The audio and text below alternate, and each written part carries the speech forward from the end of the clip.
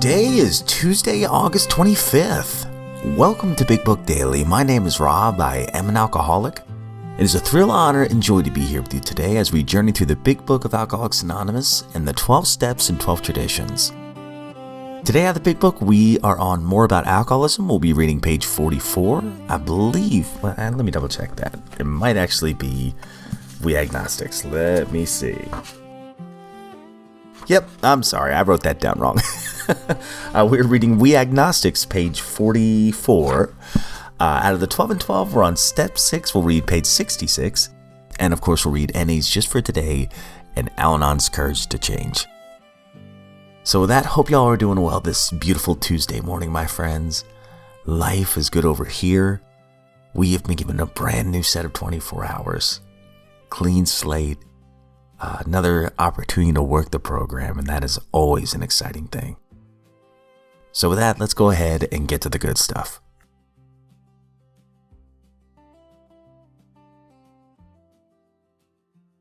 All right, my friends, so now we're on chapter 4 of the Big Book, We Agnostics. And, we've talked a lot about higher powers, and that's going to conjure up all kinds of feelings especially for newcomers to the program, positive or negative.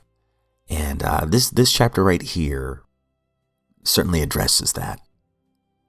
So let's go and get to it. We're on to chapter 4, We Agnostics.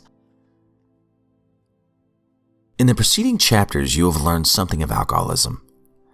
We hope that we have made clear the distinction between the alcoholic and the non-alcoholic.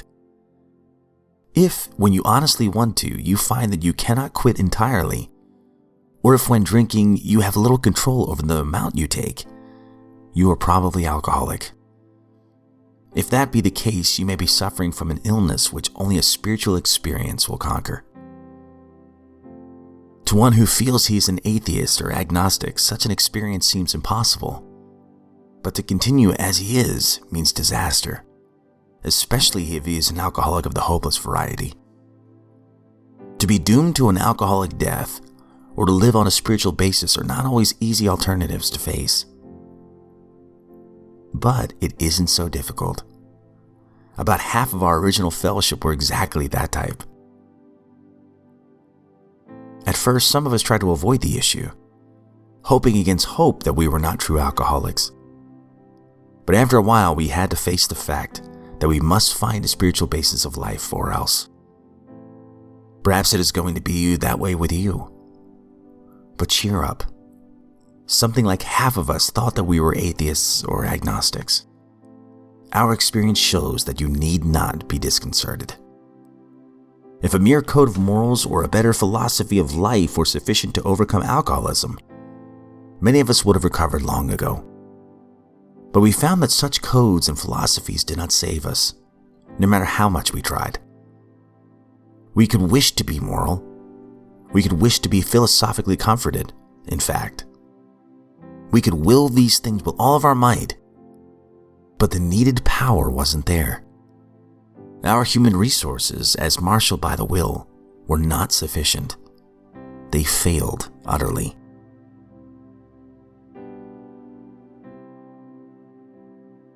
Out of the 12 and 12, we're on step 6.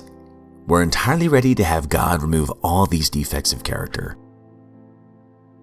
And we left off on an idea on page 66 at the top, talking about how we're on dangerous ground when we say, no, I can't give this up yet, but even more dangerous ground when we say, I will never give this particular defect up.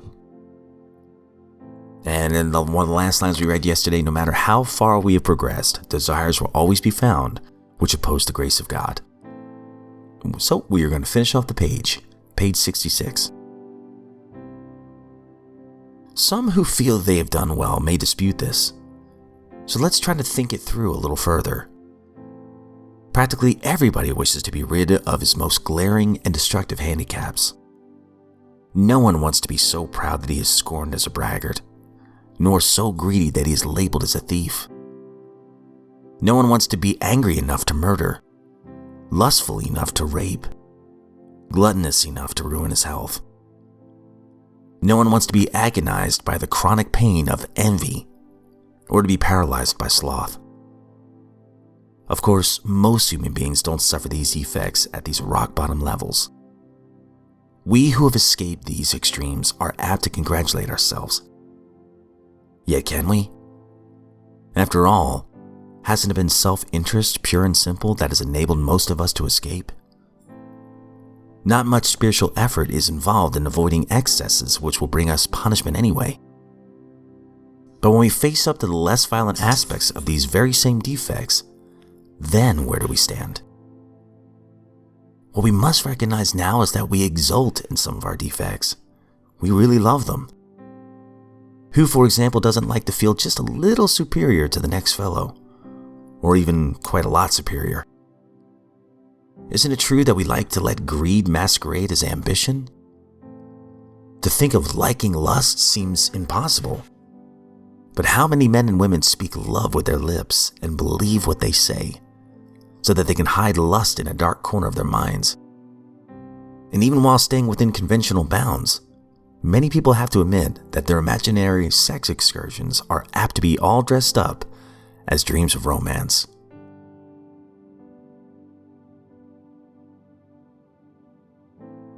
NA just for today, August 25th. The 9th step, reclaiming life. We are achieving freedom from the wreckage of our past. Basic text, page 42. When we start the 9th step, we've reached an exciting stage in our recovery. The damage done in our lives is what led many of us to seek help in the first place.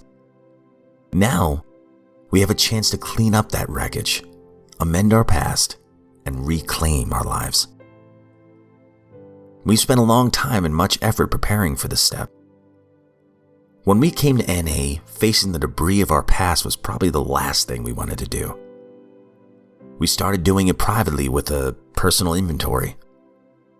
Then, we opened up our past to the scrutiny of a select trusted few: ourselves, a higher power, and one other person. We took a look at our shortcomings, the source of much of the chaos in our lives, and asked that all those defects of character be removed. Finally, we listed the amends needed to set our wrongs right, all of them, and became willing to make them. Now we have the opportunity to make amends, to acquire freedom from the wreckage of our past. Everything we've done so far in NA has led us here. At this point in the process of our recovery, the 9th step is exactly what we want to do. With the 12 steps and the help of a higher power, we are clearing away the rubble that for so long had stood in the way of our progress. We are gaining the freedom to live. Just for today, I will take advantage of the opportunity to reclaim my life. I will experience freedom from the wreckage of my past.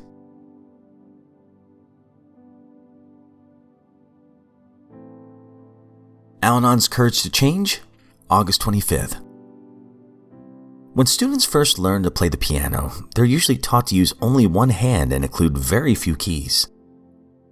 Then they move on to using two hands, eventually learning to play all the keys, the high ones as well as the low. In fact, part of the pleasure of playing lies in hearing the rumble of the lowest bass notes and the light chiming of the high treble. Today in Al-Anon, I am learning to play a new instrument, myself. I am a person with the capability to experience a wide range of emotions, from love to joy to wonder. I am profoundly grateful for laughter and light spirits, and also for anger and fear, because all of these feelings are part of what makes me whole. I believe that my higher power wants me to be fully alive and fully aware of all my feelings. The crashing crescendo of great anger, the soft chant of serenity, the heights of wonder, and the new insights that stretch my heart and mind just as my fingers stretch to reach all the keys in a challenging chord. I am learning to play richer sounds than I ever thought possible. Today's reminder: today I will appreciate the full range of feelings available to me. They make my experience of life full indeed. I have sometimes been wildly, despairingly, acutely miserable. But through it all, I still know quite certainly that just to be alive is a grand thing. Quote from Agatha Christie. All right, my friends, that concludes today's reading. And man, some beautiful stuff. I love that last reading, the Al-Anon one, talking about learning to play a new instrument, right? And then the NA reading talking about clearing out the wreckage of our past. So, like the Al-Anon reading says, what a gift it is to be alive today. To learn how to live life sober, to learn these new skills, right? Once I've done it's so funny, it's crazy how this works, right? I was just talking about this to a friend at a meeting yesterday, or actually before the meeting. And we were talking about our human nature, all the feelings that we have, and how sometimes we can still get so selfish, but at the same time, how blessed we are. That we are alive one more day, and sober one more day, and clean one more day. And what a miracle that is. It sounds like I'm exaggerating, but it really was a miracle and is a miracle. Because I remember so many times, and I'm telling you, hand on the Bible, so many times, I made firm resolutions. Today's the day I quit. I've got a problem. This is it. I'm done. And in that moment, I meant it. And then the whispering starts. The rationalizations start. The self-centeredness starts. The not knowing how to process my emotions start. Hey, come on, man. You're just depressed. You're not an alcoholic. Have another drink. You'll be fine. This time it'll be better. Just have one. You'll be fine. And then boom, I would drink. And then all the madness would continue. And this cycle perpetuated itself for years. It was no longer fun for me. It stopped being fun a long time ago. So on the other side of that, working in the steps, especially my first time working, like the first 9, the freedom I experienced, I didn't even know was possible. The self-doubt, the self-hatred that I thought I would live with for the rest of my life. And I mean this, guys. Like, I thought this is something I'm going to die with. This is just part of who I am. As much as I don't like it, I can't get rid of it. Well, I found out that my higher power was doing for me what I could not do for myself. Now, can I pick up that pride and that ego and that self-loathing and self-centeredness? You betcha. I certainly can. But something reminds me pretty quickly, hey, Rob, you're trying to run the show again, man.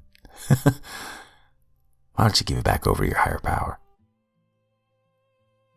And eventually I catch myself and I do that. And then have to make the amends I need to make or whatever it might be. But to go back to the courage to change one last time. Today I will appreciate the full range of feelings available to me. They make my experience of life full indeed. I am learning to play richer sounds than I ever thought possible. And the last thing I said with my friend yesterday is, man, I feel like even though circumstances are harder, I feel like I'm a completely different person. The things that used to bother me no longer bother me as much. And I'm excited because, wow, if my higher power can do this, what else can he do in my life? It's honestly very exciting to be alive and sober. Tuesday, August 25th. But with that, my friends, I hope you all have a great one. please know, as always, I don't speak on behalf of AA, NA, Al-Anon, any other sect or denomination. I'm just a joyful drunk in this lifeboat of recovery, honored to be here another day. And if we are given another set of 24 hours, I sincerely look forward to seeing you right back here tomorrow.